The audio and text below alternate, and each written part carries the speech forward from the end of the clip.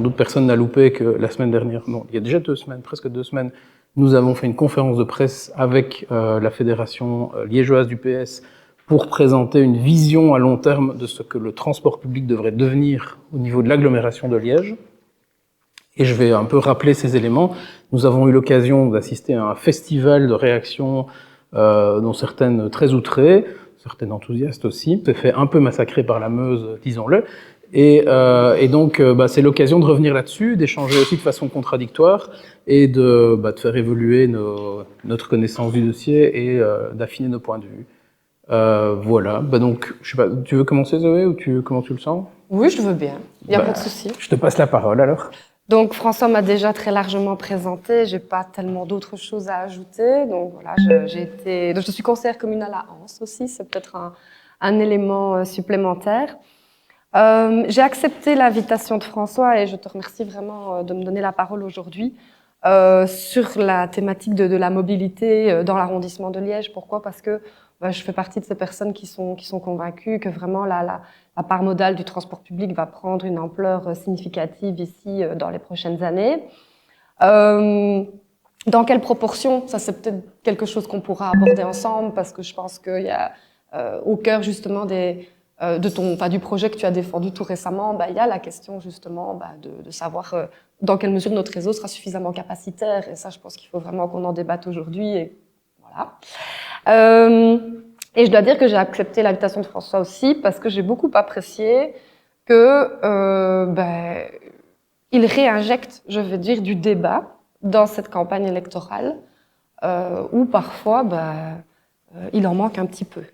Et je pense que quand on est homme et femme politique, on a le devoir de se mettre, on a le devoir en campagne électorale de venir avec des idées et de les défendre. Et je sais qu'en plus, contrairement à ce qui a peut-être pu être dit, parce que finalement, à un moment donné, on vous a un peu taxé d'électoraliste, et que c'était pas du tout ça. Je sais bien que vous avez fait une carte blanche déjà en 2022 sur la question, et que bref, c'est un combat de longue haleine, la question du transport dans l'arrondissement de Liège. Et donc, voilà, en campagne électorale, c'est ça qu'on doit faire, je crois. C'est susciter le débat et montrer notre différence, finalement, avec d'autres formations politiques. Et je pense que c'est ce que vous avez fait.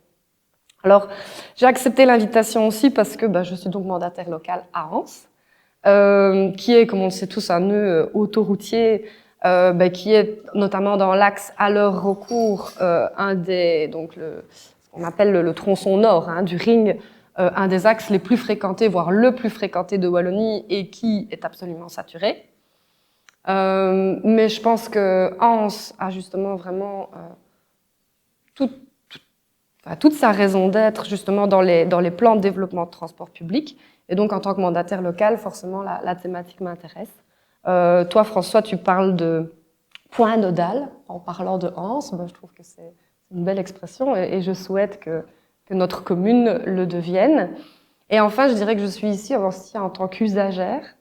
Moi, j'ai choisi d'habiter en périphérie, mais dans une zone qui est extrêmement urbanisée. J'ai choisi mon habitation, j'ai la chance d'être propriétaire parce qu'elle était à 5 minutes d'une ligne de transport qui est le 12 et qui est une des lignes les plus, je pense, les plus fréquentées ici dans l'arrondissement de Liège. Et j'ai choisi aussi mon habitation parce qu'elle était à 10 minutes de la gare, ce qui me permettait finalement de pouvoir alternativement prendre le bus ou le train.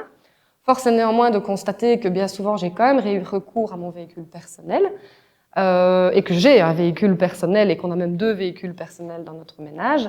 Pourquoi? Parce qu'on a 2 enfants en bas âge qui rechignent un petit peu à marcher jusqu'à leur école, qui pourtant a été choisie sur la ligne du 10-12, et qu'au-delà de ça, mais donc se pose vraiment la question aussi de que fait-on des enfants dans le cadre justement de la mobilité, parce que on a beau développer le marchage, quand ils se retrouvent au bord d'une voie publique extrêmement fréquentée comme la rue de l'Isère, ça pose aussi la question de leur sécurité, etc. Et enfin, force est de constater que la ligne est extrêmement saturée, et que c'est pas toujours plaisant, évidemment, de se retrouver collés les uns aux autres tous les matins et d'avoir une place debout alors qu'on est censé être en plus à peu près au début de cette ligne de transport. Donc voilà, parfois par flemmardise ou par problème de saturation, je me dis que je prends mon véhicule personnel parce que même si je suis coincée dans les embouteillages et que ça me stresse, je serai finalement plus confortablement installée et j'arriverai à mon travail qui est Place Saint-Paul ici à la FJTB. Donc bref, ce sont des considérations en tout cas qui me travaillent, je veux dire en tant qu'usagère. Alors, j'ai un petit peu regardé évidemment le programme du PS avant de venir. Évidemment, la défense des services publics, c'est l'ADN du Parti socialiste et ça se traduit notamment sur la thématique de la mobilité par le renforcement de l'offre de transport public et l'avancée vers la gratuité. Vous savez déjà que lors de la législature précédente, on a avancé pour certaines catégories d'âge vers la gratuité. Pour les 18-25 ans notamment, donc le bus est à 12 €, ainsi que pour les 65 ans et plus, ainsi que pour les bénéficiaires du statut BIM. Mais dans le programme du parti, l'idée, c'est justement de tendre vers la gratuité des transports publics pour l'ensemble des catégories d'âge. Alors, les modalités ne sont pas, à mon sens, en tout cas totalement précisées, mais en tout cas, c'est quand même une posture de principe qui est de dire, notre objectif, c'est la gratuité des transports publics, c'est la multimodalité. Alors, avec François, on a déjà eu pas mal l'occasion de débattre de la thématique de la mobilité,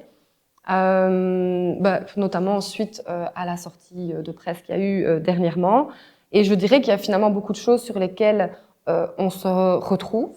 La question d'abord de l'intermodalité, mais je pense que tu en parleras beaucoup mieux que moi dans quelques minutes. La question du maillage du territoire aussi, puisque je pense qu'il est absolument ridicule que, par exemple, mon ami Carmelo, ici présent, lorsqu'il veut aller à Chénet, doive passer par le centre-ville alors qu'il habite Bénezet. Il y a un vrai problème, je dirais, de centre périphérique de mobilité. Toi, tu parles de lignes de rocade qui iraient rejoindre finalement les différents points. Ce qui m'interpelle aussi, par exemple, c'est qu'en tant qu'Ansoise, pour aller à Herstal, je dois aussi passer par le centre-ville. Or, si je me jette dans ce nœud autoroutier de l'échangeur de Lonsin entre Recours et Alleur, j'y suis, quand il n'y a pas de trafic le samedi, en 8 minutes précisément. Et forcément, ça ne me poussera pas à abandonner mon véhicule personnel. Et donc, il y a un vrai intérêt, je pense, à développer ces points périphériques que tu évoques. Et enfin, donc là, on se retrouve sur le réseau express liégeois. Tu en parleras aussi plus longuement, mais évidemment, je pense que des gares comme Anse, qu'il faut d'abord réouvrir plus de points, mais que des gares comme Anse ont vraiment tout leur sens.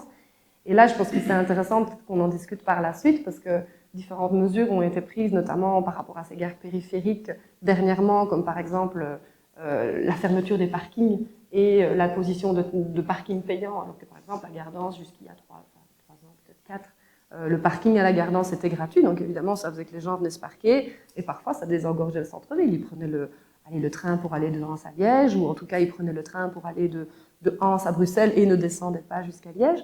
Bref, il y avait, on faisait en fait un espèce de P+R, qui existait déjà, qui était le parking simplement de la gare.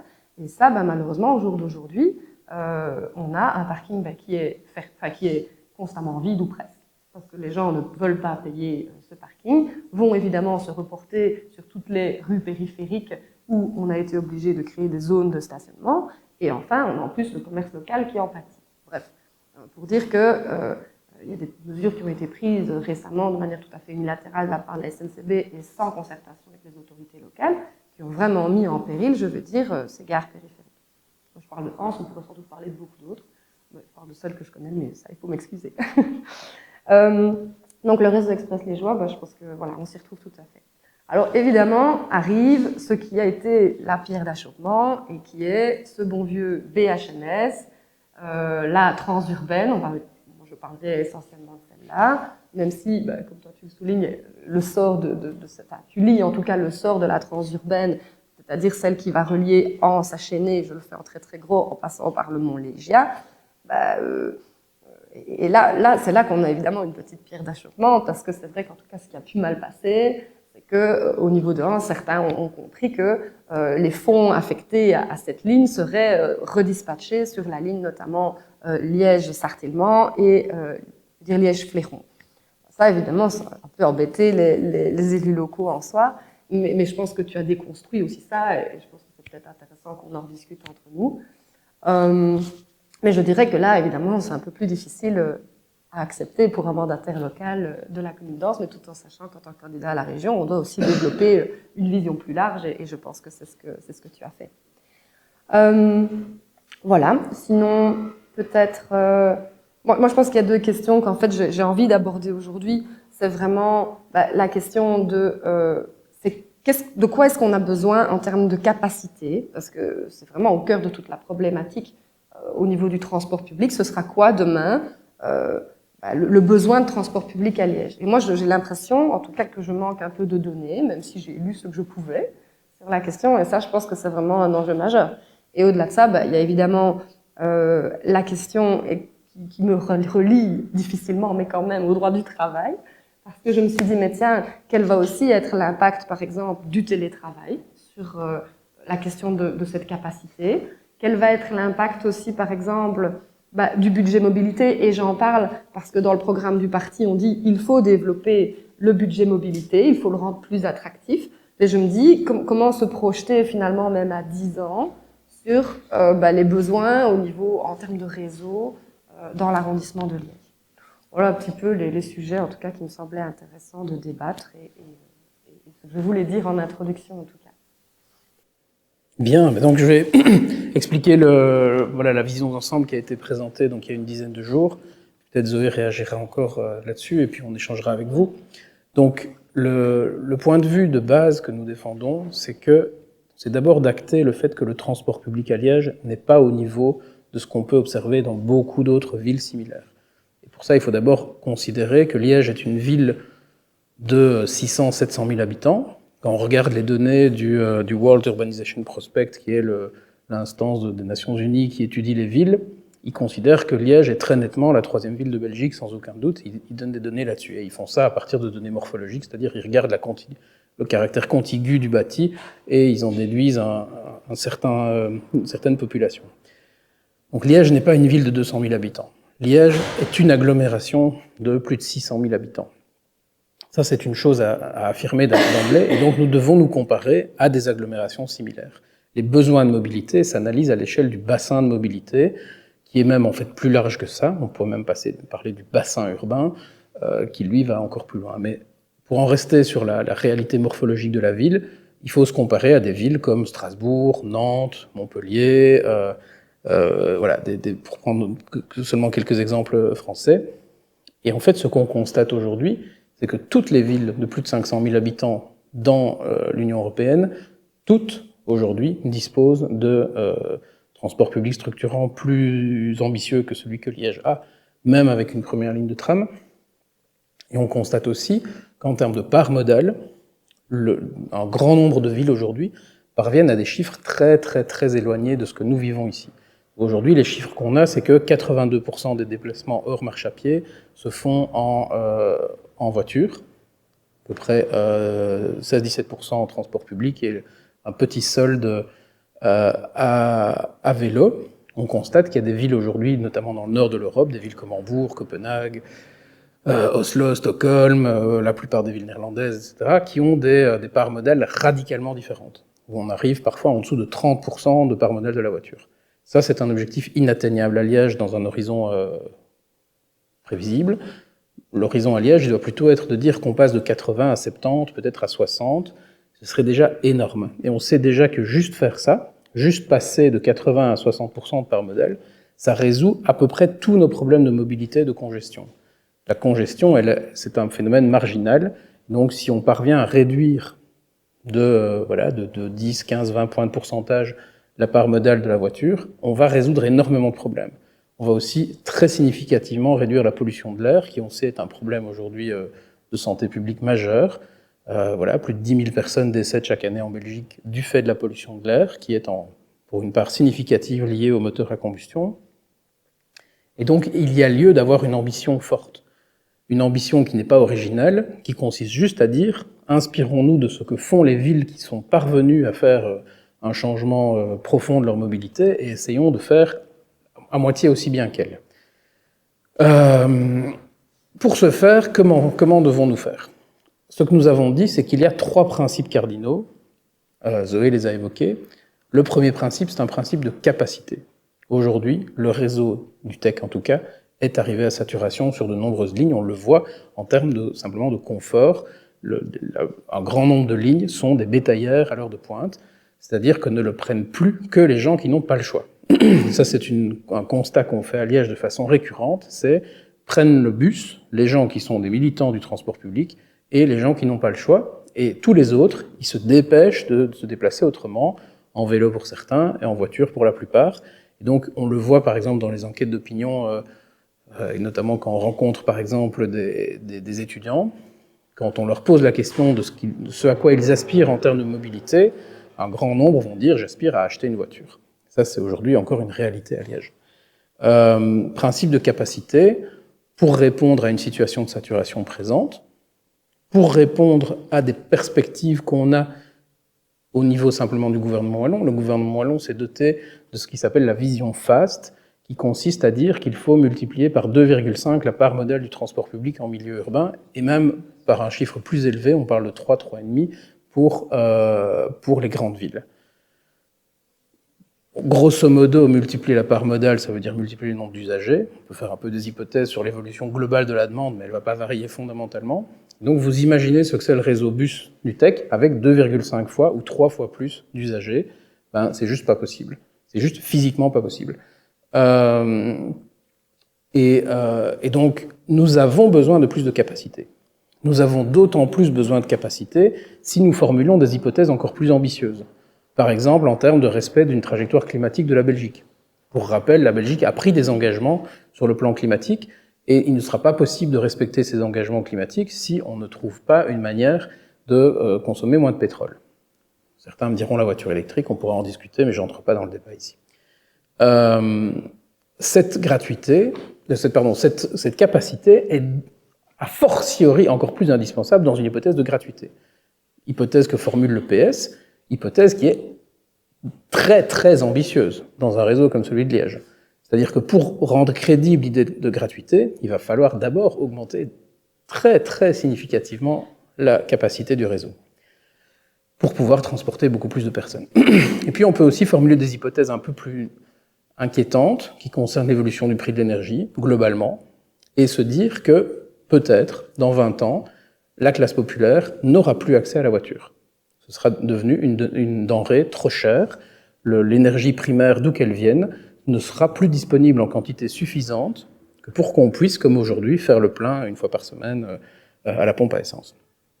Dans ces hypothèses-là, on est vraiment sur la question d'un droit à la mobilité, dans un horizon certes qui n'est pas celui de 3 ans, mais dans un horizon dont on doit se préoccuper dès à présent, parce que les infrastructures de transport, elles ne se développent pas en 2-3 ans, elles se développent en 5, 10, 15 ans, ça demande une planification et ça demande des budgets importants. Premier principe, donc la capacité. Deuxième principe, le maillage. Aujourd'hui, tous les usagers du TEC le savent, le réseau TEC reste un réseau monocentré, c'est-à-dire qu'on doit passer par, grosso modo, la place Saint-Lambert et ses abords, un petit peu la gare de Gemep, et il y a quelques lignes de rocade assez rares, si on veut circuler à Liège. Ça, c'est évidemment un principe qui est tout à fait antédiluvien, et si vous allez dans n'importe quel réseau aujourd'hui moderne d'une grande ville, vous avez un réseau qui est maillé, c'est-à-dire qui relie des polarités. Et Liège a besoin, et ça c'est aussi un projet de territoire, de reconnaître que dans une grande ville de 600 000 habitants, il n'y a pas qu'un centre-ville. Il y a des polarités secondaires. Et ces polarités, on les connaît, on peut les identifier autour des gares IC. Anse en est une particulièrement importante pour plein de raisons, et on y reviendra. Le tripode cérésien avec Gemep, le centre de Serein et Ougré, en est une autre. On peut identifier Herstal, on peut parler de Bressou, de Chênay, on peut parler de Flémal, enfin, etc. Le Sartillement.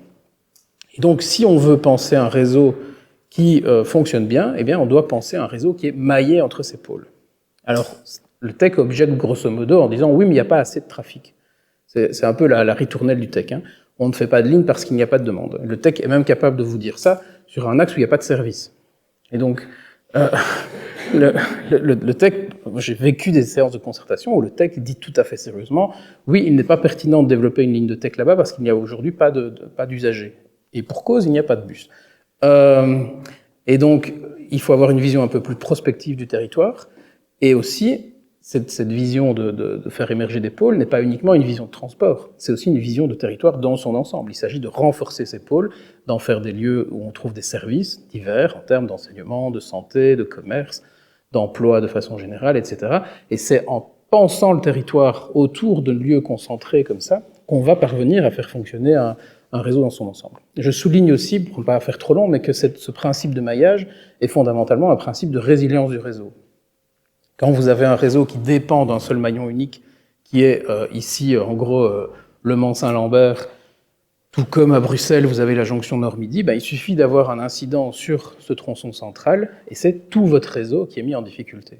Et aujourd'hui, on le voit, quelqu'un qui doit par exemple rejoindre le Sartillement depuis le plateau en Soie, Grasse-Ologne, Saint-Nicolas, etc., ce serait plus rapide et simple de pouvoir descendre sur Gemep, au gré, et puis de monter le Sartillement. Ça irait beaucoup plus vite. Aujourd'hui, ces publics-là, et on parle des étudiants, mais on parle aussi des nombreux travailleurs qui travaillent au Sartillement, dans le parc scientifique, au CHU, etc., des patients du CHU. Aujourd'hui, que faut-il faire? Il faut descendre place Saint-Lambert, prendre une correspondance, traverser tout le centre-ville, et ainsi de suite.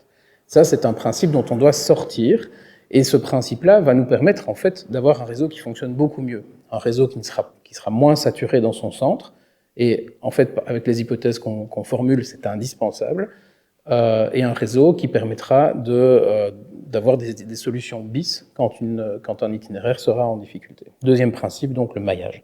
Troisième principe, l'intermodalité. Aujourd'hui, vous pouvez avoir un abonnement bus qui ne vous donne pas accès au train, et inversement. Alors, il existe un abonnement combiné, mais peu d'usagers le prennent parce qu'il coûte plus cher. Nous devons aller vers un réseau qui est transparent pour les usagers. C'est-à-dire que, M. Renard en est un des grands promoteurs, c'est-à-dire que l'ensemble des conditions qui déterminent l'usage du transport public, on parle du billet, on parle du tarif, on parle de la signalétique, on parle de l'application que vous avez sur votre téléphone, on parle de la communication vers les usagers, tout ça doit être transparent, comme ça l'est à Paris. Si vous allez à Paris, vous allez utiliser des services RATP et des services SNCF, sans forcément même noter le fait que vous passez, parce que dans le plan, voilà, dans la station Châtelet, vous avez dans la même station des services SNCF et des services RATP, et ainsi de suite. Ce principe-là doit être absolument affirmé. Il s'agit d'un principe d'optimisation du réseau qu'on a, parce qu'aujourd'hui, par exemple, on a des réserves de capacité dans les trains entre Guillemins et Saint-Lambert, mais les étudiants qui attendent place Saint-Lambert pour prendre leur bus, pour rejoindre les Guillemins, ils peuvent pas parce qu'ils n'ont pas l'abonnement pour monter dans le train. Donc ça, il faut absolument sortir de ça. Ces trois principes. Sur base de ces trois principes, que propose-t-on? Je dirais trois choses essentiellement. La première, c'est de enfin mettre le réseau SNCB au service de la mobilité métropolitaine. Alors, le transport ferroviaire a ses caractéristiques propres, il ne sera jamais un transport urbain de proximité, mais il a des atouts qui sont décisifs en termes de desserte d'une grande agglomération, en tout cas une grande en termes de superficie. C'est le mode de transport le plus rapide, sans aucun doute, à l'heure de pointe aujourd'hui. Quand vous devez aller de Seraing à Herstal en train, et qu'il y a un train évidemment à l'heure où vous voulez le prendre, eh bien c'est plus rapide que n'importe quoi. Et par ailleurs, c'est plus confortable, c'est moins polluant, c'est moins cher. Enfin, il y a quasiment que des atouts au train. C'est moins cher en termes de coût réel, pas forcément en termes de coût marginal payé par, etc. Et donc il s'agit d'enfin valoriser les lignes de train que nous avons, qui rayonnent vers Warem, vers Oui, avec deux possibilités, la rive gauche et la rive droite, puisqu'on a la 125A qui passe par le cœur de Seraing, vers Lourdes-en-Blève, vers Verviers, vers Visé, voire Maastricht, vers Glon, voire Tongres. Et donc on a un réseau qui est là. Il suffit de l'utiliser. Que faut-il pour l'utiliser? Il faut du matériel roulant, il faut une volonté de l'exploitant de mettre en service un service cadencé, c'est-à-dire un service régulier, et nous pensons qu'il est possible d'aller jusqu'à une cadence au quart d'heure sur les axes principaux à l'heure de pointe. Au quart d'heure, ça veut dire qu'on commence à arrêter de penser à l'horaire. Quand vous avez un train tous les quarts d'heure, vous sortez du bureau, vous rejoignez la station RER, vous chipotez 5 minutes sur votre téléphone et le train est là. Quand il y a un train, quand il faut parfois attendre 40 minutes, évidemment, c'est autre chose. Donc, ce réseau RER, qui consiste d'abord à une intégration dans un service d'ensemble, qui consiste ensuite à un service en termes de matériel roulant, un matériel roulant qui doit pouvoir embarquer des PMR, des vélos, ça implique la question de l'embarquement de plein pied, ça implique la normalisation de la hauteur des quais, toutes ces questions-là, dont on parle effectivement, Zoé, depuis 15 ans, facilement. Donc, petite parenthèse sur cette histoire d'électoralisme, franchement, il faut avoir du culot pour dire ça. Parce que on fait une proposition ici qu'on sait impopulaire à bien des égards, on a le courage de la formuler en disant il est nécessaire d'avoir une vision de long terme, une vision forte qui sorte des petits arrangements, etc. Et les gens qui sont les artisans de ces petits arrangements foireux viennent nous taxer d'électoralisme. Enfin bon, et la presse trouve légitime de reproduire des propos aussi insensés. Bref, soit. Le RER, c'est une chose. REL, on dit à Liège, Réseau Express Liégeois. Deuxième chose, je garde le meilleur pour la fin, c'est les lignes de rocade, c'est l'idée du maillage. C'est l'idée de dire, nous avons besoin de penser des lignes de bus, et des lignes de bus fortes, qui fassent autre chose que Saint-Lambert quelque part. Et donc, il y a plusieurs propositions qui sont énoncées. Par exemple, Zoé en parlait aussi, une ligne Anse-Herstal, qui desservirait le zoning de recours, qui desservirait Votem avec un peu plus serre et un point de mobilité en lien avec la citadelle, qui desservirait toutes les hauteurs d'Herstal, Votem, la Préale et descendrait sur Herstal.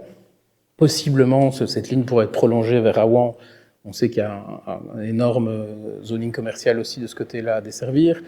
Voilà, je ne rentre pas ici dans les détails, mais le principe est celui d'affirmer la nécessité de plusieurs lignes de rocade. On pourrait aussi avoir une ligne qui fasse Anse, CHU, j'en ai parlé tout à l'heure, via Gemep et Ougré.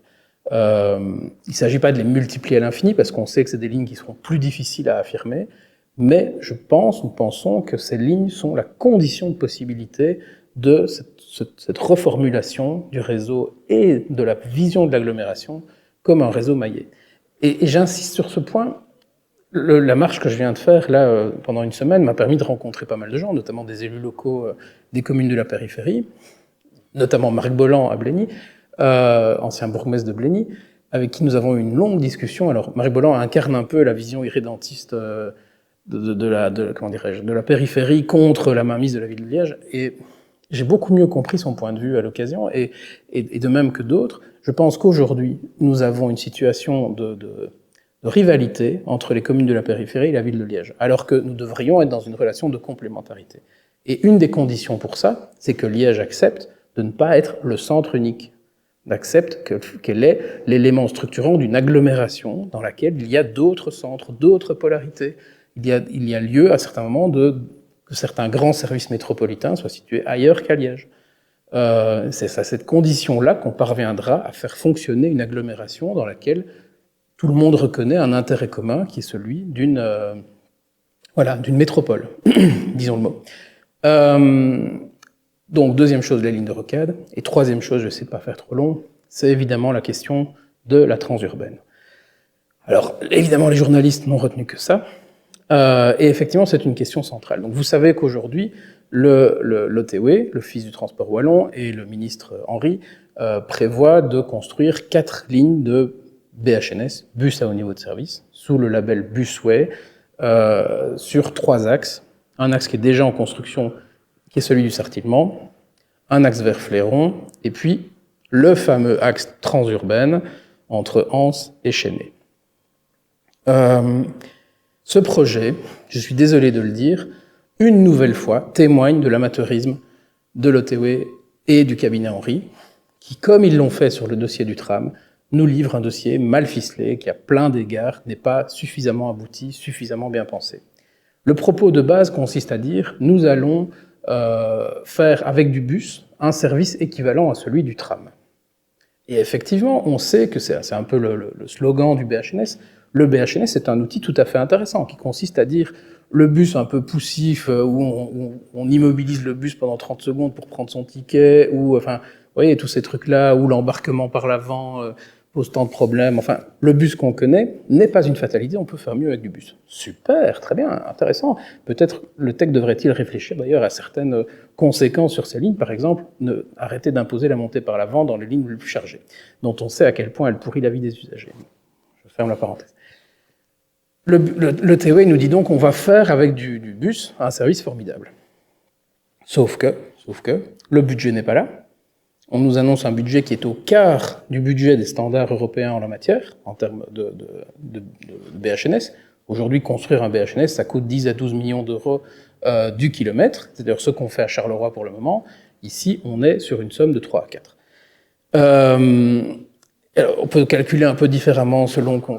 Voilà, il y a des axes qui ne devront pas être transformés, mais dans l'ensemble, le budget est clairement insuffisant. Et ça se traduit par un projet au rabais, ce qui est tout à fait évident, notamment sur la ligne de Fléron, où en fait, on ne doit faire aucun aménagement, aucune priorisation, aucun site propre. On va juste faire des longs quais pour que les busways puissent accoster, et les busways seront pris dans la circulation.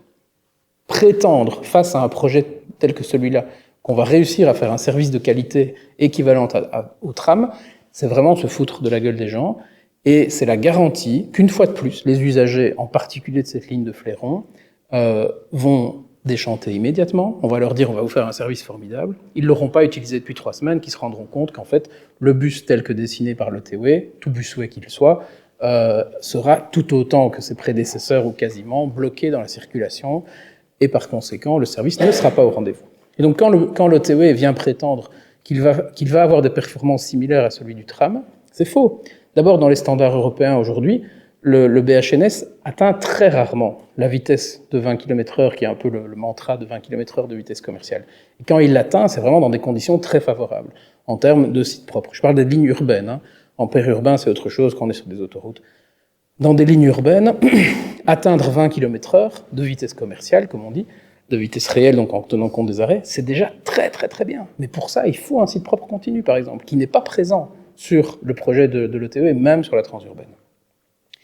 Et donc, on a un projet au rabais, première chose. On a un projet aussi qui n'est pas complètement financé, parce que les édiles en soi, à juste titre, se préoccupent de l'avenir de la desserte de leur commune. Je rappelle que dans ce que l'ETE a annoncé, ce qui est financé, c'est jusqu'au Mont-Légia, point barre. Le tronçon Mont-Légia-Anse, il est reporté sine die, et donc, voilà, on m'accuse de lâcher la proie pour l'ombre. La proie en question, elle est un peu malingre. Et donc, on en vient au cœur du problème, c'est la capacité. Sur cet axe 2, sur cet axe Anse-Chênay, qui pourrait être prolongé éventuellement vers Vaux-sous-Chèvremont par la suite, on a aujourd'hui de nombreuses données qui nous font penser que la capacité du BHNS sera dépassée. Alors, il y a débat sur savoir ce qu'est exactement la capacité d'un BHNS, il y a plein de références, je ne rentre pas dans le débat technique, mais grosso modo, on peut estimer que jusqu'à 30, 35, 40 000 usagers par jour, le BHNS est capable de fournir un service de qualité. Ça dépend aussi de la longueur de la ligne. Plus la ligne est longue, plus c'est difficile évidemment de respecter les horaires, etc.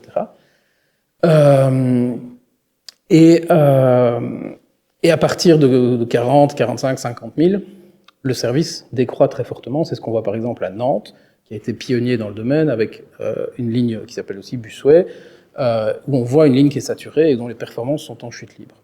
Le tram, quant à lui, peut monter beaucoup plus haut en termes de capacité. Il peut facilement aller au double en termes de nombre d'usagers transportés par jour. Alors, comment évalue-t-on la capacité, enfin la demande à venir sur un réseau? Alors, il y a beaucoup de manières de faire, c'est un peu empirique, mais on peut quand même citer un certain nombre d'arguments. Premier argument, c'est la population desservie, basiquement. Combien de personnes habitent le long du tracé de l'une et l'autre ligne?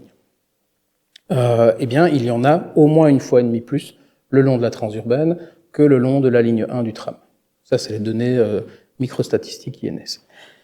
Deuxième chose, c'est les reports modaux, c'est-à-dire le fait que la ligne va assurer de la jonction entre d'autres lignes de transport public, notamment des gares, notamment du rabattement de lignes de bus. Là, on peut observer les choses aussi.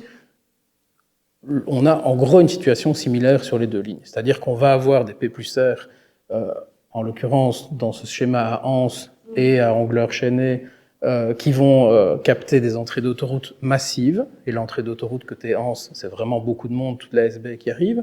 On va avoir des lignes de bus qui seront également rabattues à Anse, à Chênay.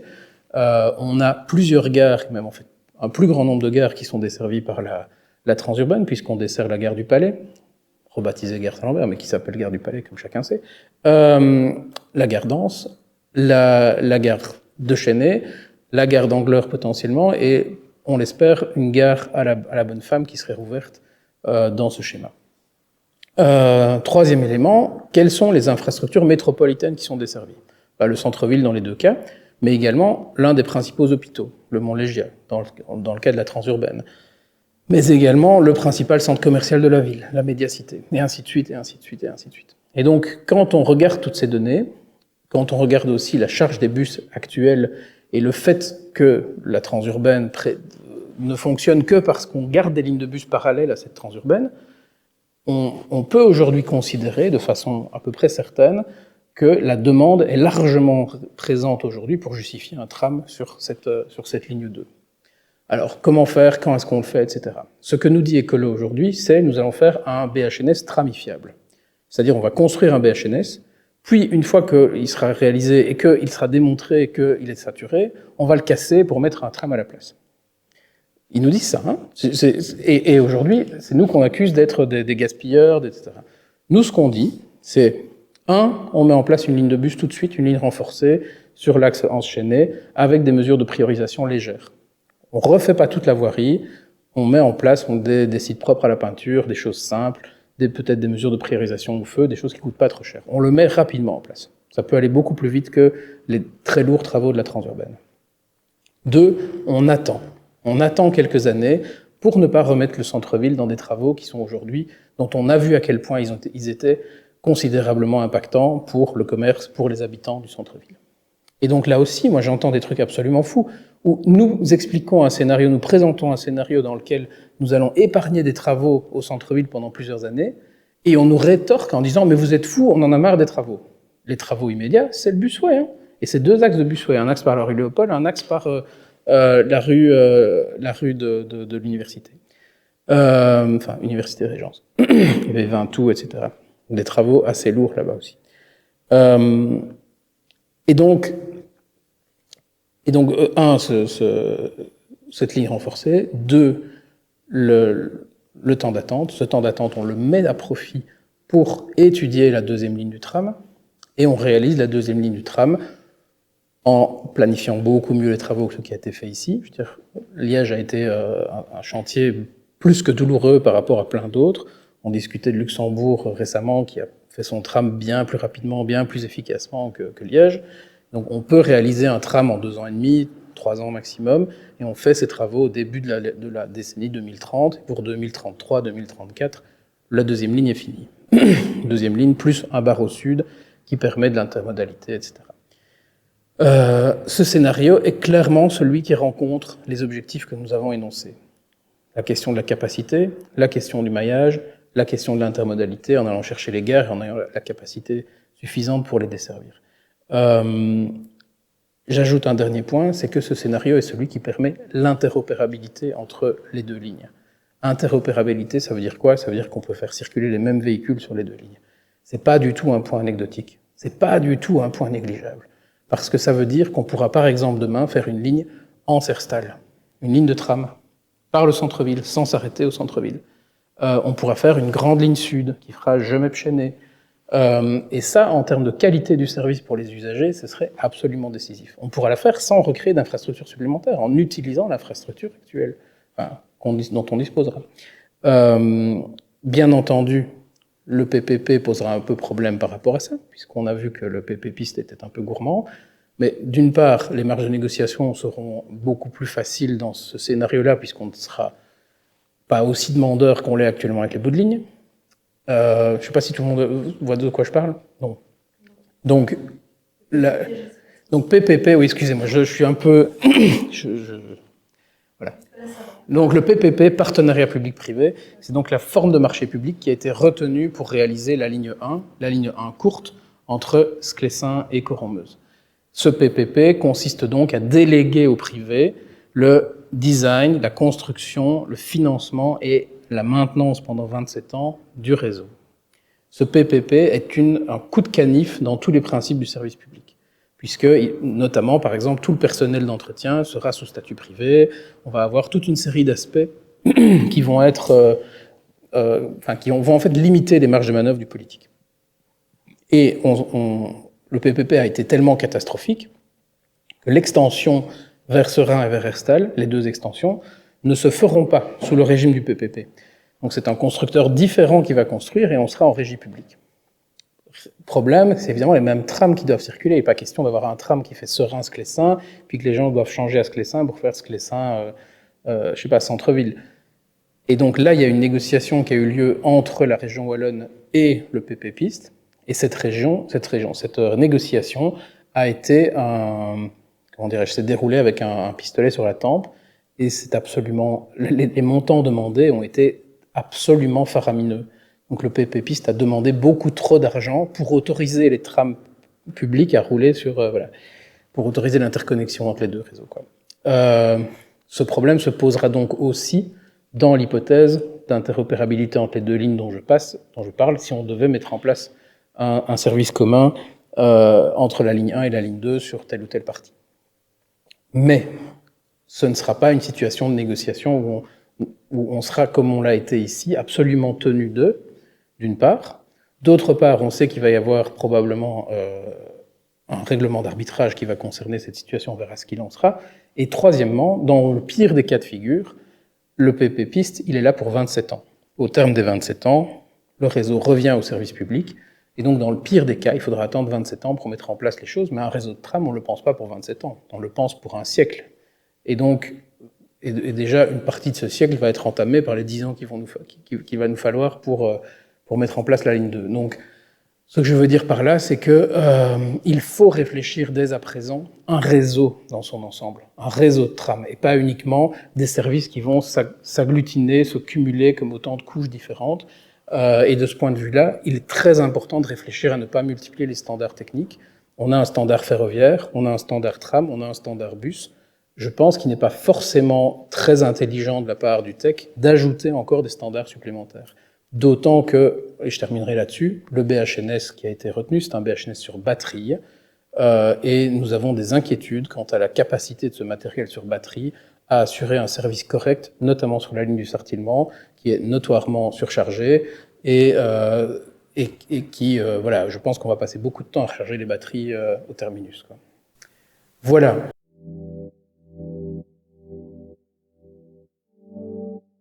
Oui, parce que dans la presse, il était bien marqué, PS et Vega voudraient s'opposer et mettre la ligne 1, la ligne 2 au tram.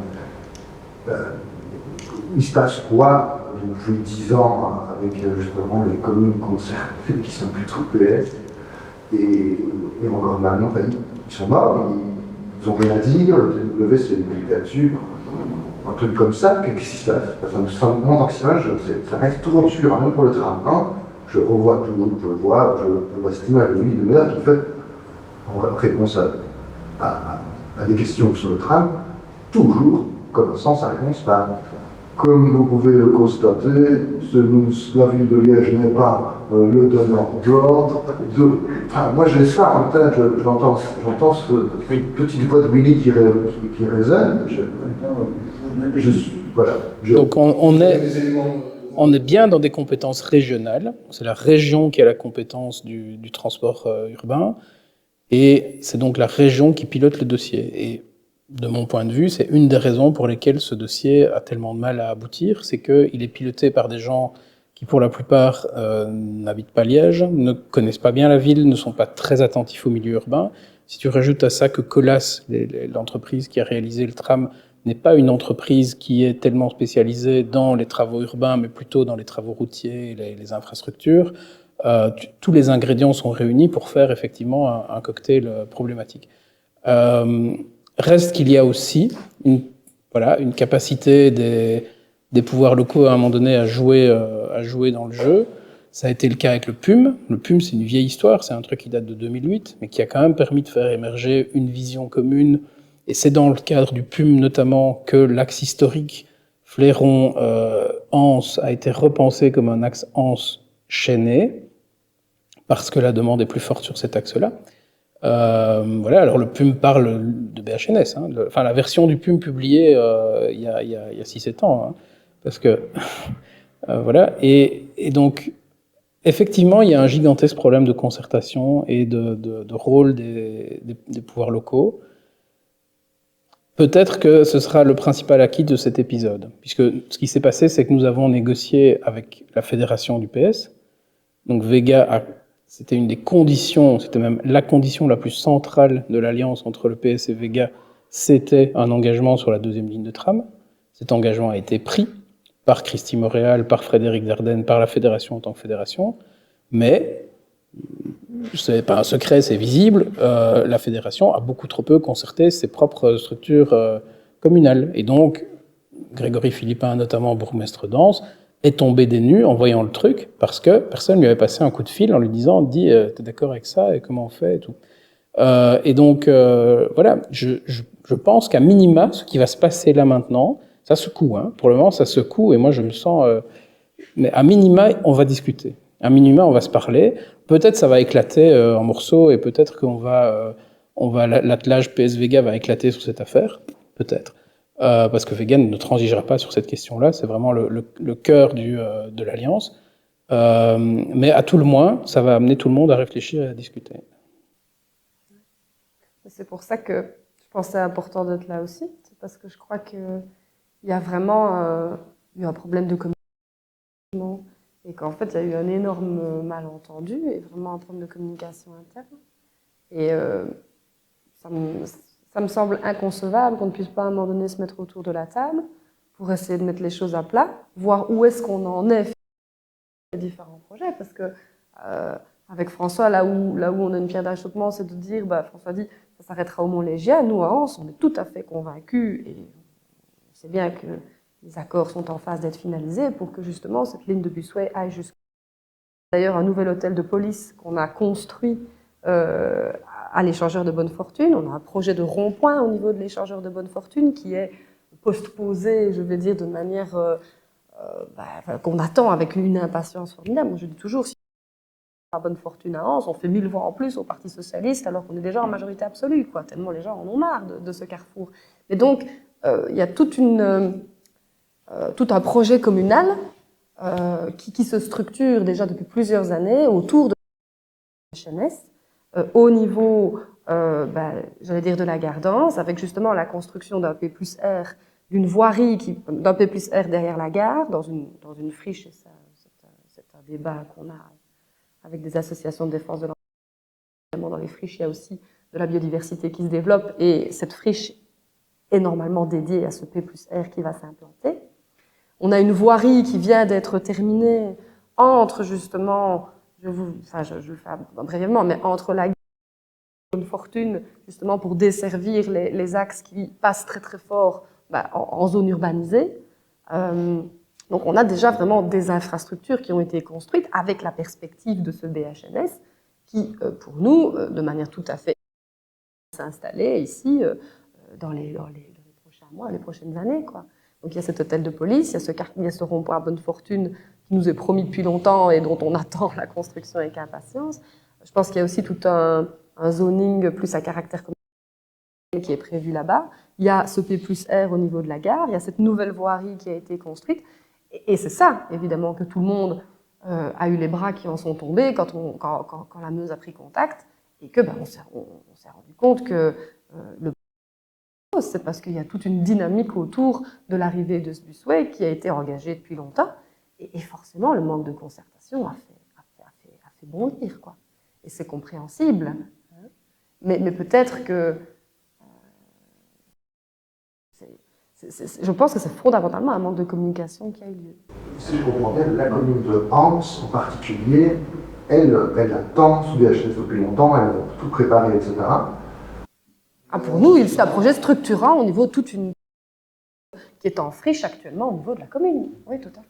Mais en ne se demandant pas, puisque si le 3/4 de ce parcours va être sur le territoire de Liège, vous étiez en communication avec le collège de Liège, pour voir la cohérence du bazar, je ne sais pas comment dire ça, moi.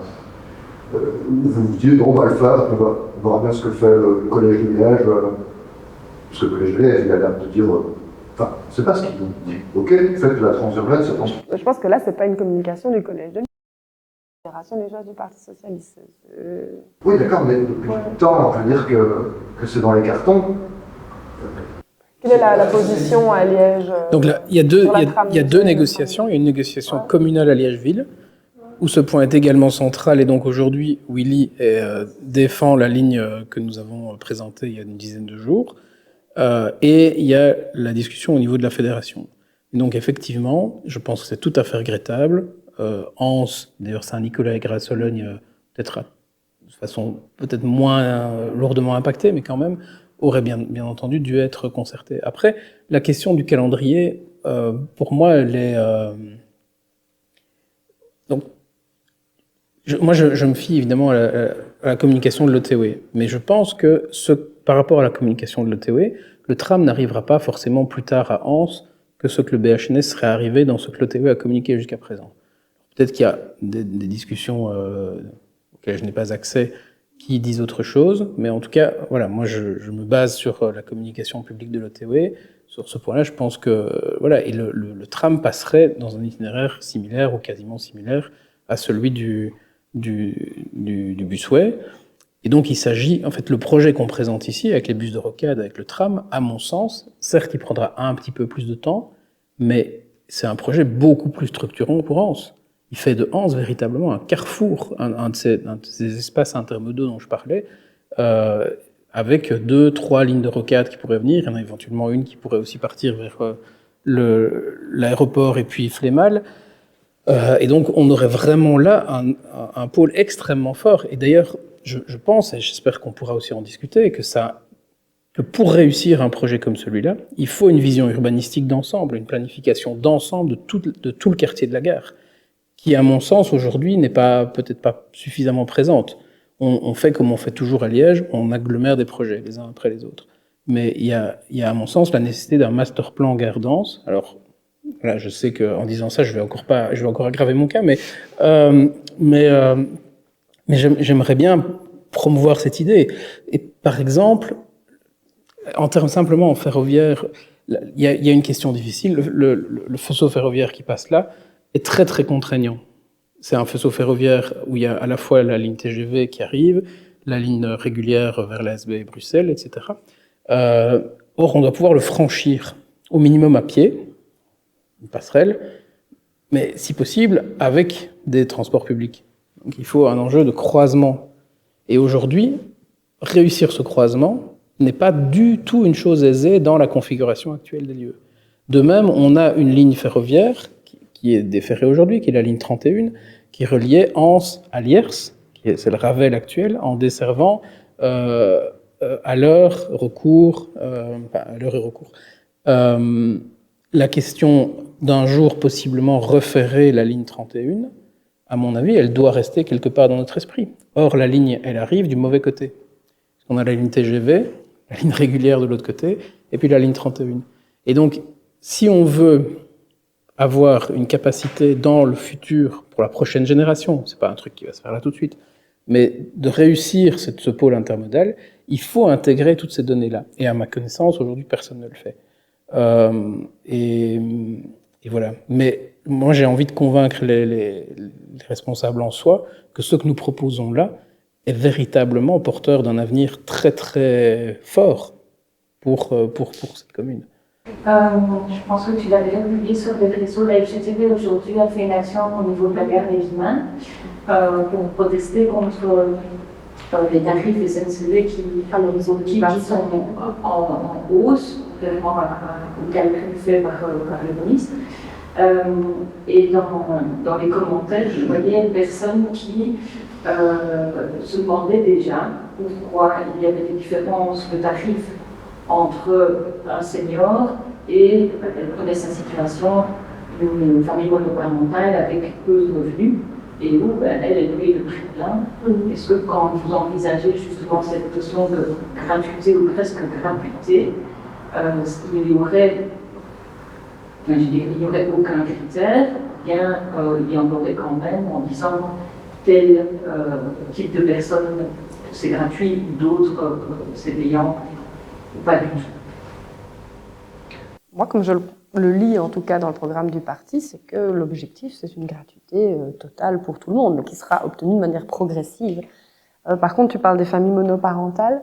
Il y a très concrètement dans le projet du parti, mais là plutôt dans la partie droits des femmes, une partie relative aux droits sociaux des femmes qui sont évidemment les plus concernées par les familles monoparentales, on va pas donner la face, 80% en moyenne, et où là, par exemple, il y a l'extension de la carte famille nombreuse à toutes les familles monoparentales. Donc, ce qui serait déjà évidemment l'accès à des transports à un coût moins cher.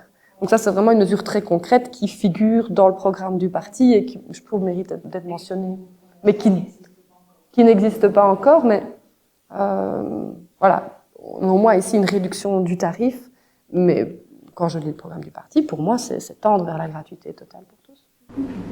Et la deuxième interpellation que je rapporte, c'est une personne relativement âgée et qui est sans véhicule, qui habite du côté de Montpellier-Saint-Nicolas, à Villeneuve, qui doit régulièrement se rendre au Mont-Légien. Ce qui veut dire que petit A est le point taxi, petit B est le point de bus, elle descend à Saint-Lambert, donc reprendre un bus pour aller au Mont-Légien. Alors qu'à Vol d'Oiseau, si elle savait encore marcher, ça lui prendrait quelques grosses minutes. Quoi. Donc, est-ce que justement dans les perspectives de mobilité à venir, ce genre de situation va aussi pouvoir être réglé sur l'accès entre des distances qui sont proches, mais nous, finalement, les lignes telles qu'elles sont organisées contraignent les gens à faire un long trajet pour pouvoir rejoindre. Je réfléchis au niveau structure, c'est quelle ligne qui passe par là? Parce que je pensais le 88 qui passe place Saint-Lambert, je suppose qu'elle reprend le 88 vers le Mont-Légien, mais alors elle est... Comme ça, et puis puis elle redescend et elle reprend vers le Mont-Légien. Donc effectivement aujourd'hui, mais le Mont-Légien a été construit sur une friche minière et donc il y a actuellement peu de connexions entre le Mont-Légien et les quartiers qui l'entourent. Ça va être corrigé. Donc dans tous les cas, le lien entre le Mont-Léger et la place Saint-Nicolas va être amélioré, que ce soit en busway ou en tram. Et la place Saint-Nicolas deviendra le lieu où se croiseront un certain nombre de lignes de bus. Là, normalement, on va vers une évolution positive pour cette zone-là. Maintenant, effectivement, il faut travailler cette question. Et le maillage, c'est pas juste avoir des lignes de bus qui se croisent, c'est aussi avoir des horaires, par exemple, qui sont pensés pour. C'est aussi avoir un aménagement des lieux qui facilite le passage d'un à l'autre, qui sécurise les gens. On sait, il y a des études là-dessus, des études psychosociologiques, sur le coût psychologique d'une rupture de charge, donc le fait de changer. Et on sait que ce coût est très très fort modalisé par le sentiment de sécurité, le fait que c'est le jour ou la nuit, le fait qu'il y a de l'éclairage, le fait que... enfin, toute une série d'éléments. Et la fiabilité du service. Donc, par exemple, aujourd'hui, vous savez bien que si vous prenez le bus, si le bus vient, c'est très bien, mais vous n'êtes pas totalement certain que le suivant passera. Parce que, voilà, c'est comme ça. Et donc, quand vous êtes dans le bus, vous êtes à l'aise. Ok, c'est bon, je suis dans mon bus, je souffle un bon coup, je peux sortir mon journal, et le bus... Et même si le bus m'amène, va prendre 10 minutes de plus pour faire parce qu'il serpente un peu, c'est pas très grave, je me sens en sécurité, il m'amène là où je vais. Par contre, si je dois faire un changement intermodal dans un lieu un peu périphérique, où je ne sais pas comment je me déplace s'il n'y a plus de bus, où je ne vais pas me sentir en sécurité, etc., et bien là, gros coup. Et notamment pour plein d'usagers plus âgés, pour des femmes, etc. On sait aujourd'hui que l'espace public n'est pas du tout neutre sur ce genre d'aspect. Et donc, il faut penser ça. Il faut penser ça, et on a plein d'exemples. Il suffit d'aller un peu à l'international. Je me souviens avoir visité un peu la banlieue de Copenhague sous l'angle transport public. C'est fascinant ce qu'ils parviennent à faire. Ils parviennent à 10 km du centre de Copenhague à avoir un truc sur un principe des nœuds de correspondance, où les services arrivent en même temps, sur le même quai, vous passez d'un à l'autre. Il y a un commerce qui est présent, un café, un marchand de journaux, un truc, etc. Enfin, c'est des lieux abrités, c'est des lieux éclairés, où vous avez un espace chauffé d'attente. Enfin, oui, c'est un autre univers. Mais aujourd'hui, quand on a intitulé cette rencontre Changement d'air, ça veut dire penser autrement. Aujourd'hui, on continue à penser le tech comme une espèce de sous-service pour les derniers pauvres gens qui... Voilà. Il faut penser le service du tech comme un service... Enfin, je veux dire, il n'y a pas de raison qu'on fasse des salons VIP dans les aéroports et qu'il n'y ait même pas un espace abrité dans un endroit où les gens doivent changer de bus, quoi. Et donc, il faut changer de modalité. Il faut se dire, nous devons convaincre des gens qui ont le choix de prendre le bus. Non, mais moi, quelque chose qui me marque, et c'est bêtement une petite remarque, mais quand je prends donc le bus le matin, je constate, et je le fais vraiment par militantisme, comme tu le disais tout à l'heure, hein. Mais je constate que la plupart du temps, je suis entourée d'étudiants, et je dirais, je ne vois quasi aucun, ou de personnes âgées, mais aucun jeune travailleur ou aucun travailleur tout court. Et ça, c'est quand même, je trouve, symptomatique. Ah.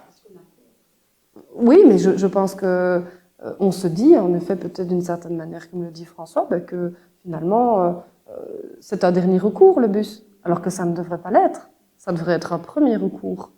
Et en effet, on devrait quitter le postulat du pur militantisme quand on prend le bus, en se disant que c'est quelque chose d'agréable et qu'en effet, ça permet de lire son journal et que ça permet peut-être d'avancer déjà un petit peu sur ses lectures, enfin voilà.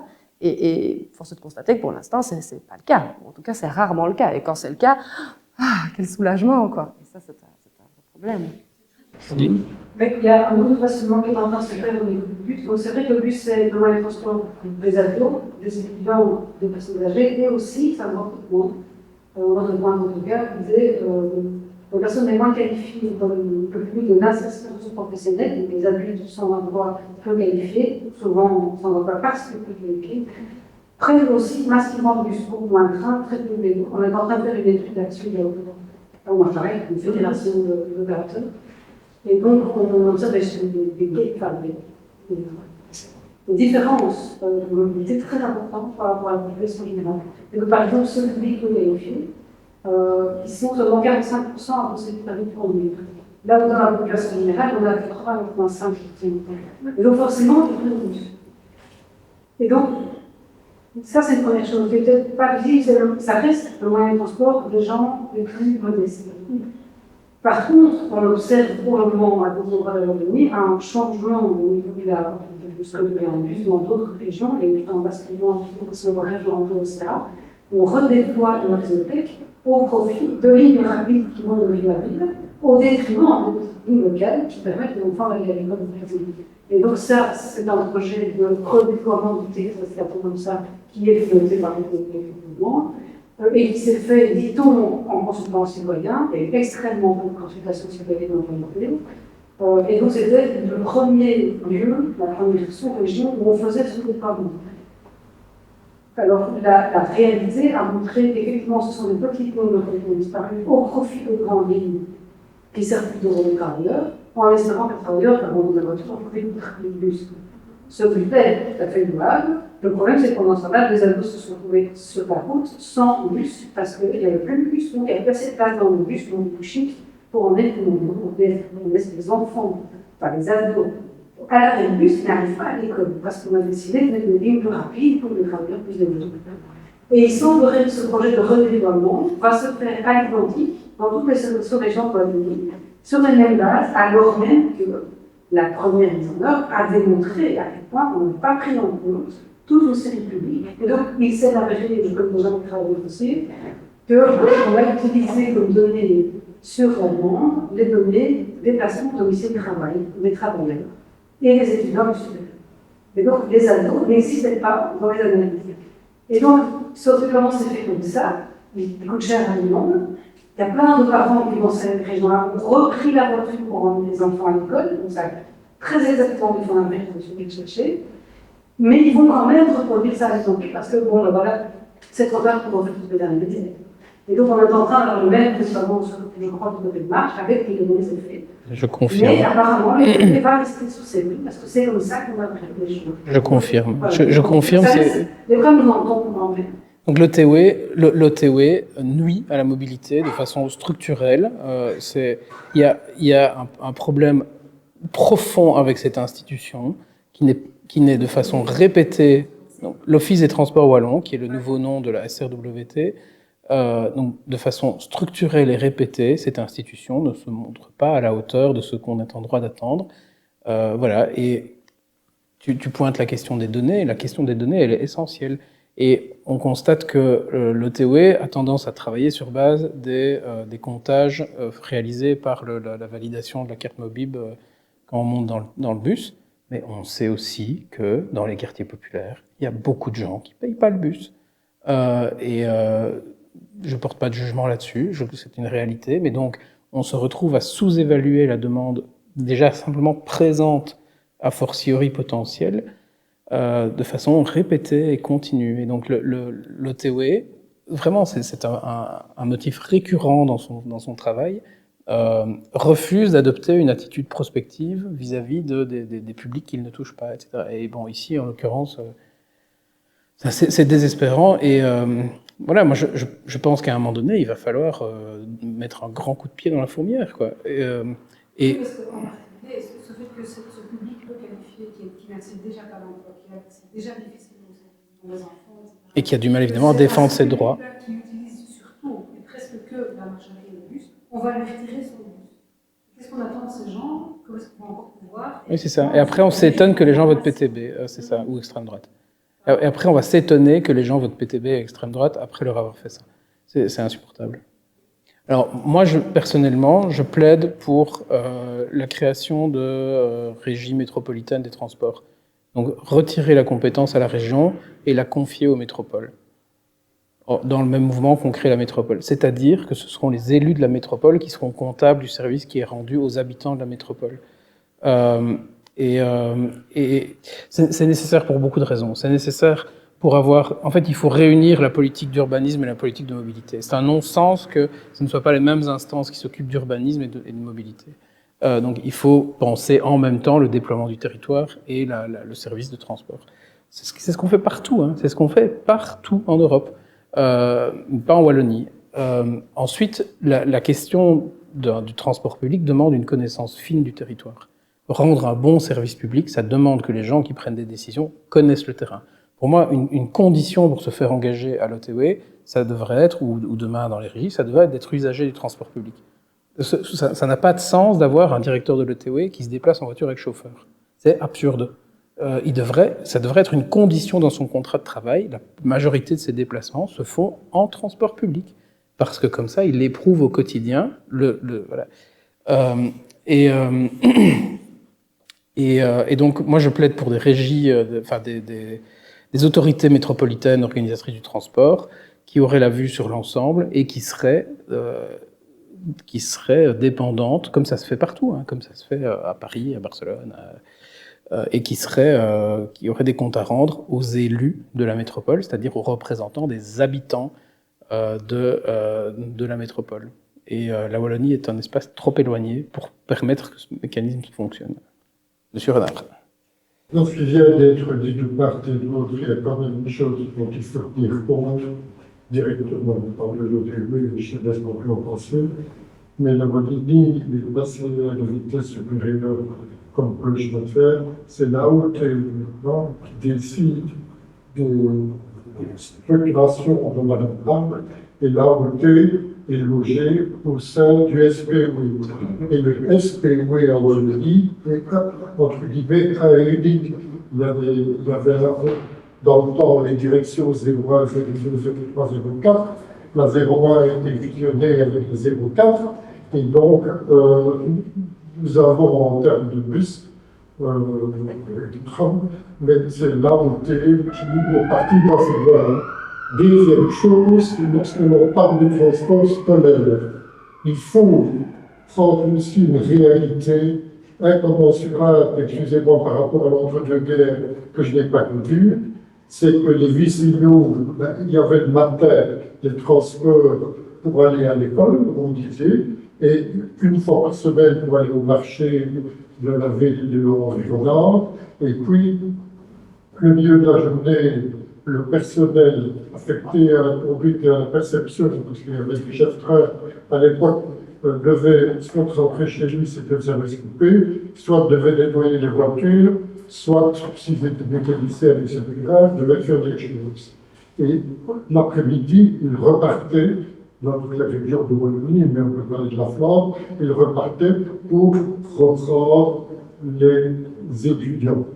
Ben, il y a quelque chose qui n'a pas changé dans le système. Les moyens de transport sont modernes, le BHNS, on peut en parler, tout le monde en parle, mais personne ne sait ce que c'est, je vais en dire un mot après. Mais l'école, on y entre le matin et on en sort l'après-midi. Alors, entre les deux, qu'est-ce qu'on fait avec le personnel? Qu'est-ce qu'on fait? J'ai caricature volontairement. Qu'est-ce qu'on fait? On roule à vite.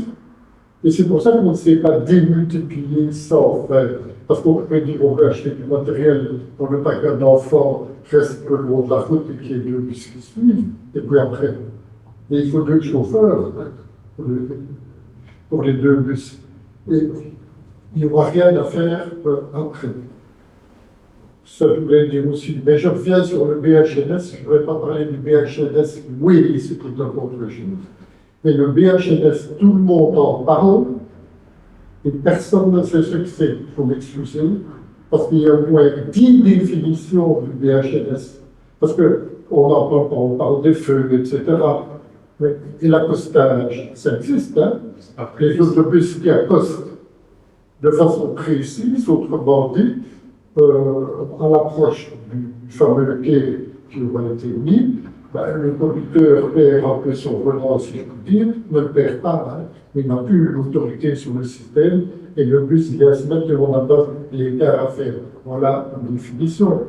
Tantôt, tu as cité le nombre d'éléments, la puissance, etc., mais il y a au moins 10 définitions.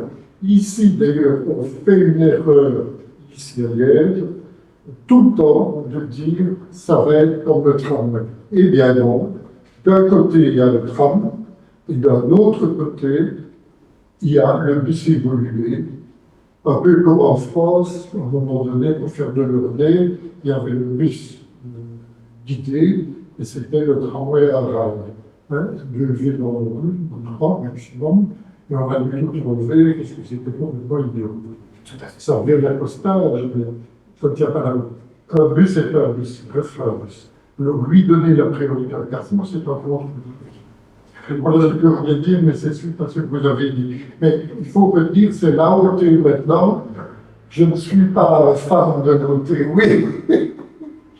Je veux dire par là, mais la hauteur est extérieure, et je crois que c'est la hauteur. Pensez bien aussi avec le texte, on va pas tourner plus tôt, qui a décidé le début de ces restructurations que vous évoquez. Et peut-être quand même 2-3 éléments. Donc effectivement, le terme BHNS est utilisé à tire-larigot pour désigner toutes sortes de projets, c'est vrai. Maintenant, il y a quand même un consensus sur un certain nombre de caractéristiques. Le fait que le ticketing se passe en station, le fait qu'on peut monter de plein pied. Et alors là, effectivement, la question du guidage est centrale, puisqu'on n'aura pas de guidage ici sur le busway. Alors, qui dit guidage dit assise renforcée, puisque un guidage, ça implique que le poids du bus passe toujours au même endroit. Ça implique de faire une assiette renforcée. Voilà, la question de l'amplitude horaire, la question de la fréquence. Et donc, on utilise ce label un peu pour dire... Jean-Claude Flippo était déjà spécialiste de ça il y a 20 ans. Il ne jurait que par le BHNS. Et c'est un peu une manière de dire qu'on fait quelque chose à bas coût, quoi. C'est une manière de dire qu'on se préoccupe, mais effectivement, en termes de qualité, le tram reste incommensurablement meilleur en termes de fiabilité, en termes de confort, en termes de vitesse réelle. Les trams en site propre complet vont plusieurs kilomètres heure plus vite que le busway, que le BHNS. Et quand on vient de Danse ou de Chênay, ça chiffrera en minutes. Voilà. Il y a plein de réflexions qui me viennent en tête. D'abord, je pense vraiment que le grec a une façon archaïque de fonctionner, mais à plein de niveaux. Et il y a des choses archi simples. Tu en as parlé un petit peu tout à l'heure, la montée maintenant, et l'obligation de décider, alors qu'on a son amendement proche, c'est quelque chose, et tu as un peu expliqué d'ailleurs après la raison, c'est que puisque ce peut se passer pour l'instant que là-dessus pour avoir des données statistiques, ils font ça. Mais la conséquence que j'ai d'ailleurs eu à subir il n'y a pas longtemps, suite au problème de sécurité du personnel de la tech, il y a une négociation et donc un peu plus de présence policière et des contrôles renforcés à la sortie des bus, particulièrement aux humains. C'est 5 contrôleurs, 10 policiers, dont un maître chez un flic, etc. Tout le monde est contrôlé. Dans un bus qui était bondé et qu'il y a un tiers des personnes qui ont pu rentrer dans l'avant et l'obtérer, on a 2 tiers des personnes avec leur abonnement en main qui reçoivent une amende. Et alors, c'est comique d'ailleurs, parce que l'amende, c'est un ticket comme ça, quasiment illisible, vous doivent écrire au BIC, parce que le montant de l'amende n'est pas prévu dans le ticket. Ce qui est prévu, c'est un autre montant. Et bon, bref. Et il y a en tout petit une adresse mail si on veut déposer une réclamation, ce que ne font pas des personnes avec une faible qualification. Et donc, ils prennent, ici en l'occurrence, c'était 10 € et le mot répondu. Aujourd'hui. Et donc, ici, voilà un exemple stupide. Il n'y a nulle part où on a un amendement qui est payé à l'avance, où on est sanctionné d'avoir son amendement sur soi et on l'a payé à l'avance. Monsieur, vous savez tout ça ça. Il y a eu des bus ici à Liège. Il y a cet aspect-là, il y a l'aspect communication des arrêts. Quand même extraordinaire que nulle part ailleurs, je ne vois de transport en commun où il n'y a pas un plan d'un ligne. Il n'y a qu'à Liège, je ne vois jamais le nom des arrêts et le nom des correspondances possibles. Ça, c'est quand même extraordinaire, alors que c'est quand même quelques bandes autocollantes, hein, par la même. Peut-être qu'on va faire de l'espace pour des pubs à la place, hein, je ne suis pas sûr que ça soit si efficace que ça. On va à la gare de Namur, c'est quand même globalement le même TV. Pourtant, là, c'est assez, plus ou moins, il y a encore un autre bus qui manque à l'appel, et particulièrement maintenant qu'ils ont installé les bus sur le toit pour la gare SNCF, c'est affiché, c'est clair, et c'était déjà le cas avant. Ici à Liège, il y a des dizaines de problèmes de ce type-là. Moi, quand je rentre en train au Guillemin, il y a 2 bus qui vont dans mon quartier. C'est le 30 et le 4. Eh ben, je vais me mettre au milieu et leur sprinter en fonction de celui qui arrive pour aller à l'arrêt du 30 ou à l'arrêt du 4. Je prends l'exemple de Bruxelles, je prends pas le train Bruxelles, je prends le bus Bruxelles. Aux arrêts du bus, il y a un affichage qui indique non seulement les lignes qui sont prévues, et le temps estimé bien sûr, avant l'arrivée du bus. Et donc là, il faut, ça permet à la personne de se dire, ok, j'ai 5 minutes à attendre, je vais le prendre, ou non, je vais partir à pied ou prendre autre chose. Première chose. Et deuxième chose, au niveau du train et des métros, il y a des contrôles, oui, même des abonnements, mais qui se font aux sorties ou aux entrées des stations. Et pas là où il y a la plus grande surface et le plus grand espace pour que les gens puissent passer et valider avec la fourche qui tourne, et pas dans les transports en eux-mêmes. C'est possible de le faire, mais voilà. Céline avait demandé. Céline? Moi, j'entends du côté de son attente de la chaîne depuis longtemps, vous avez prévu, donc, à quelles conditions le tram pourrait être considéré par la population qui attend des jeunesses comme une bonne alternative? Ce serait quoi les conditions pour que... Je crois qu'en périphérie, enfin, je suis que conseillère communale hein, dans ma commune, mais je me dis qu'on a besoin de perspectives claires. Là, le BHNS, c'était une perspective claire. Qu'on nous enlève pour une perspective incertaine, puisqu'on nous dit on va reporter dans 10 ans et on souhaiterait une ligne de tram 2. Alors que pour nous, on avait une perspective claire. Et donc, on a besoin de clarté, en fait, que ce soit clarifié, simplement. Je pense que c'est ça. Et que ce soit au niveau des autorités politiques ou que ce soit au niveau, je présume, des citoyens qui ont eu la meuse comme tout le monde il y a 2 semaines. Quoi. Je pense que c'est ça. Parce que les arguments, ils sont audibles. Hein. Ils sont audibles, mais il faut les apporter avec pédagogie et ça a été un peu compliqué, quoi. Oui. Je pense que c'est ça. Mais moi, quand par exemple j'entends la nécessité, je comprends tout à fait la nécessité, par exemple, d'avoir des voies dédiées. Je ne comprends pas qu'on remette encore, que ce soit en matière de mobilité douce, ou c'est pas le terme aujourd'hui, mais ou en matière de tram ou de BHNS, je ne comprends pas qu'on ne peut pas se dire, oui, forcément, si on n'a pas des lignes dédiées, on va se retrouver quand même dans la circulation, on va quand même être coincé. Ça, je pense que c'est des choses que toute personne peut entendre et tout à fait intelligible, quoi. Et je pense qu'il y a vraiment, une discussion à avoir, franche et ouverte, mais qu'on a besoin de perspectives claires. Et pour moi, je suis une personne pragmatique, un tien vaut mieux toujours que 2 tu l'auras. bah, c'est vrai. Et moi, je fais de la réelle politique aussi. Et je me dis, bah, il y a un projet là qui nous donnait une perspective claire, bah, j'ai besoin de clarté, quoi. Tout simplement. Perspective, et tu as dû le voir dans tes pérégrinations de ces dernières semaines en faisant le cercle dans du moins le sud, le sud-est. Je me suis toujours posé de questions, moi qui aussi fait beaucoup de balades ces 15 dernières années sur les Piscino.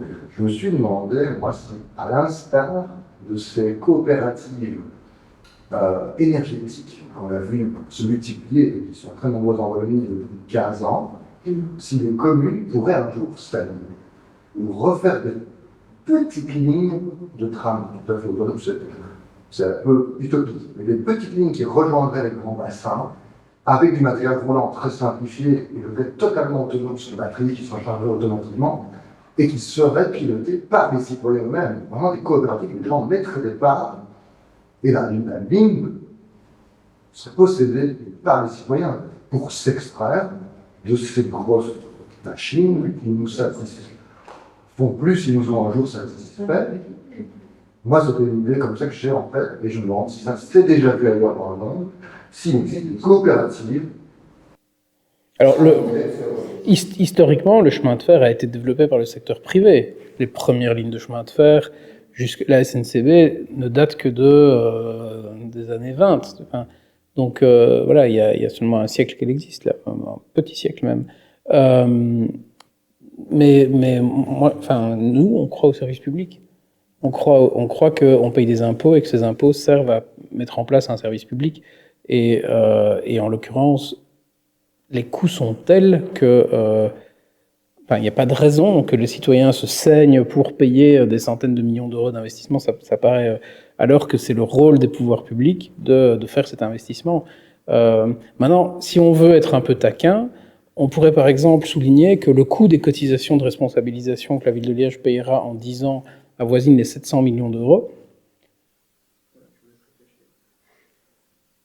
Moi, je voulais juste réagir par rapport à ce que tu as dit. Je pense que la commune d'Awan avait mis en place à un moment donné un système complémentaire au réseau tech, mais je ne sais pas s'ils l'ont maintenu pour des raisons justement de rentabilité. Moi, j'imagine plutôt dans le genre, vraiment sur les petites assiettes. C'était un peu délirant, hein, parce que clairement, c'est pas du tout pour les enjeux dont vous parliez ou des grands enjeux de mobilité, c'est plus pour desservir des tas de petits villages. Ah, mais c'était ça l'idée. Hein. Qui étaient déjà naturellement connectés. Ouais. C'était ça l'idée de la commune d'Awan, parce que justement, c'est vrai qu'à Awan, il y a 2 bus principalement, enfin 3, le 84, le 75 et le 175, et ils se rendaient compte que certaines parties de l'entité n'étaient pas desservies, et les bus, en plus, passent 1 fois par heure, donc forcément, pas facile de se déplacer avec, notamment pour les personnes âgées. Mais je ne sais pas ce que le projet a donné, mais en tout cas, là, la commune d'Awan était moteur. Donc, il fonctionne, donc la commune a acheté un bus, et je ne sais pas s'il y a 1 ou 2 chauffeurs. Et le principe, c'est un bus des villages. Et donc, il ne va pas, chaque jour de la semaine, il va à des endroits différents. Et il dessert Villers-l'Évêque un jour, il dessert Auté un autre jour, il dessert, je ne connais pas tous les villages d'Awan en détail, mais grosso modo. Et voilà, Awan peut se le permettre parce qu'ils ont les finances pour. Et bon, c'est une dépense assez limitée hein, aussi. C'est un bus avec un chauffeur. C'est pas un service qui...